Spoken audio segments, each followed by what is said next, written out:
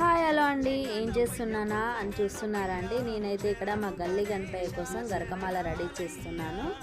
మా ఊళ్ళో అయితే గరక దొరకడం చాలా కష్టం అండి. ఇంకా మా వారిని తీసుకొని రమ్మంటే చాలా కష్టపడి ఇలా గరకనంతా తీసుకొని వచ్చారండి. తర్వాత వాటిని చిన్న చిన్న కట్టలుగా కట్టేసి తర్వాత నేను వాటిని మాలలా రెడీ చేశాను. నాకైతే మాలలు అల్లడం అస్సలకే రాదండి, కానీ ఈ గణపయ్య కోసం గరకమాల అనుకున్నాను. చాలా బాగా వచ్చిందండి. నా గరకమాల ఎలా వచ్చిందో మీరు కూడా కామెంట్ చేయండి.